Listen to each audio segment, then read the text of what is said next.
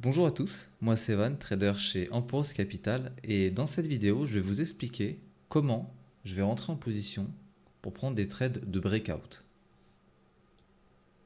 Avant de commencer, je vais vous décrire rapidement mon setup. Donc il se compose de deux instruments. J'ai mon Bund sur la droite, ici, et mon Stocks sur la gauche. Et pour chacun d'eux, je vais avoir un Market Profile, un DOM et un Tape. Avant de vous montrer le trade, je vais vous donner un petit peu de contexte. Donc les contextes, c'est quelque chose qu'on fait le matin au Market Profile, que je vais faire dans la radio. Et une fois que c'est établi, je vais pouvoir commencer à trader. Donc ce qui était ressorti du contexte de ce matin, c'était que si on passait au-dessus 169, qu'on arrivait à créer du volume, il y avait de fortes chances pour qu'on aille chercher la zone d'intérêt qui était autour de 20-25. Une fois que j'ai mon contexte acheteur établi, mon boulot maintenant, ça va être de trouver à quel endroit je vais pouvoir le racheter. Où est-ce que les acheteurs soutiennent le prix, re-rentrent dans le marché pour continuer justement vers la zone qui nous intéresse. Et c'est ce qu'on va voir tout de suite. Maintenant, on va passer directement à l'exécution du trade. Donc je vais accélérer. Voilà. Vous voyez que maintenant, on est bien au-dessus de 169. On est bien en train de créer du volume dans la zone en haut. Et maintenant, petit à petit, je vais me créer une position. Comment je crée la position? Je vais commencer à rentrer des ordres dans une zone.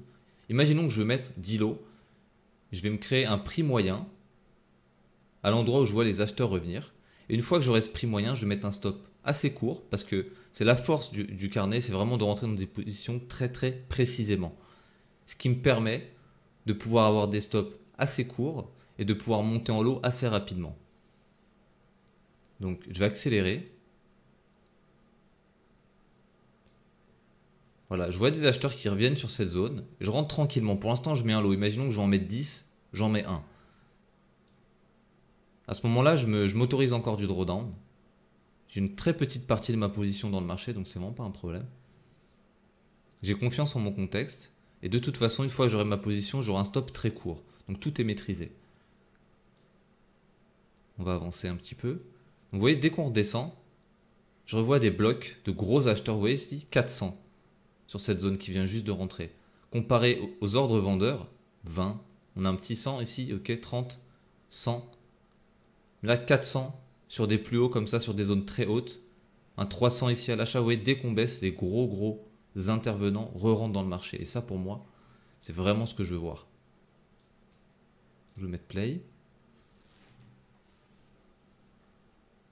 Donc là, je rajoute encore des lots. Et le prix à la vitesse où il est remonté. Et tout de suite, il y a un 1135 qui vient bloquer le prix. Ça, c'est vraiment très acheteur. J'ai ma zone qui est définie ici. Maintenant, c'est ici que je vais vouloir rentrer mes lots. Là, je vous accélère parce que ça prend un petit peu de temps. C'est des phases d'accumulation. Donc, le prix va rester dans cette zone un certain temps avant de breaker. À ce moment-là, il faut être patient, construire sa position. Et une fois qu'on va partir, réussir à tenir son trade. Parce que là, on a vraiment tous les ingrédients d'un bon breakout. Allez, vous voyez, dès qu'on descend, hop, je vais vous mettre pause rapidement. 95. Regardez, tout ce qui est en bleu, c'est les gros ordres. 95, 127, 200. Vendeur, on n'a pas grand-chose, 13, 20, 90. Mais si on fait la moyenne, c'est super acheteur dans cette zone. Vu le contexte acheteur, clairement, moi, je suis très très conforté dans mon trade à ce moment-là. Donc vous voyez, le breakout se passe sans que j'ai pu rentrer toute ma position, mais c'est pas grave, il me restait quelques lots. J'ai 7 lots dans la position au lieu de 10. Et là, on a notre breakout.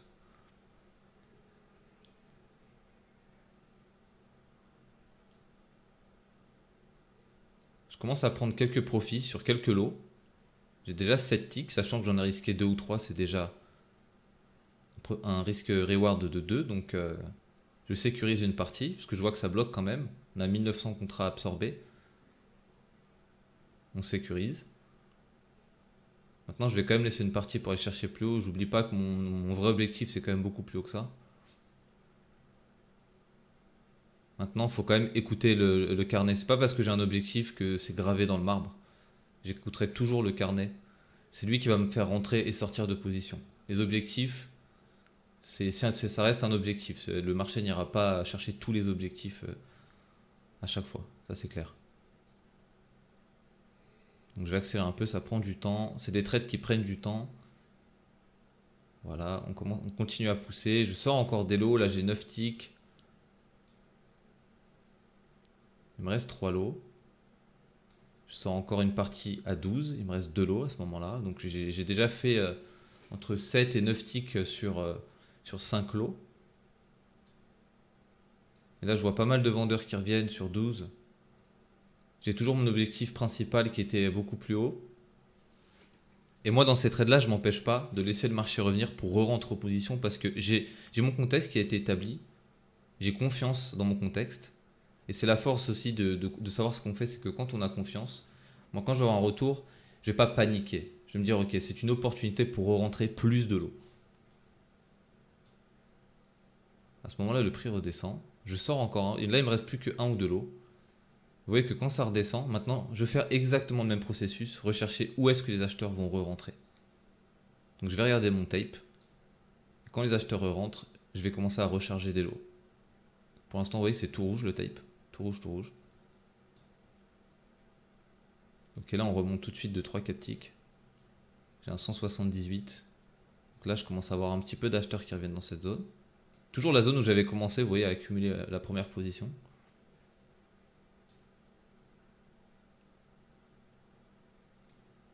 À chaque fois qu'on descend, je vois quand même des bons blocs acheteurs.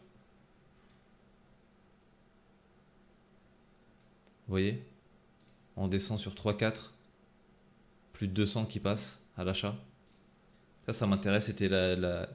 C'est dans cette région qu'on est déjà parti. On revient dans la même zone, les acheteurs reviennent. Forcément, moi, je vais être encore intéressé pour rentrer des lots. Vous voyez, il y a du 200 et en vente, on a 20, 10, 10. Il n'y a vraiment pas beaucoup de vendeurs dans la zone. 84 à l'achat. Tous les gros ordres sont acheteurs dans la zone. C'est pour ça que je place des ordres. Vous voyez, là, on descend 100, 125, 90. Ça me conforte.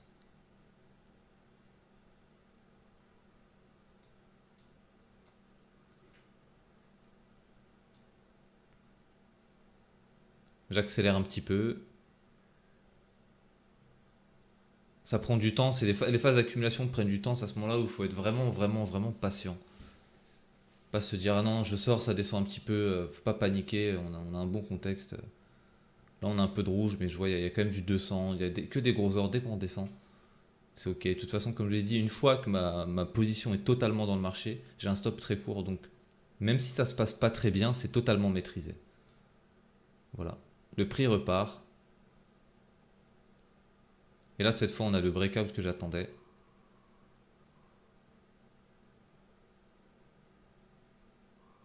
Donc le marché a beaucoup de mal dans la zone 12, 13, 14. Je sors une petite partie de ma position. Je garde quand même quelques lots parce que j'ai toujours dans l'esprit mon trade de base. Je sais qu'on peut aller chercher là-haut. Et vu la force des acheteurs, pour l'instant, je suis toujours sur le même plan. Et vous voyez les grosses absorptions, là, 3000 vendeurs là, qui n'arrivent pas à passer. Donc je suis assez bien dans mon trade à ce moment-là.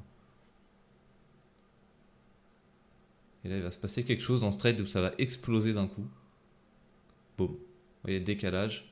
Et là, on a explosé. Je l'ai accéléré, mais je peux vous le mettre en vitesse normale. Vous allez voir que ça va très très très vite.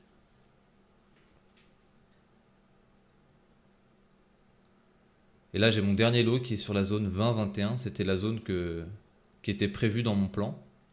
C'était mon dernier objectif. Je vois qu'on absorbe sur 20. Donc, je ne vais pas risquer tout ce que j'ai pour un tick de plus. Et là, on explose d'un coup. Bon, malheureusement, je suis sorti à 21. Mais c'était quand même un très beau trade. Vous avez vu que j'ai pu rentrer sur la zone 3, 4, 5, 6. J'avais un prix moyen autour de 6 pour aller chercher 21. Donc, un très très beau trade.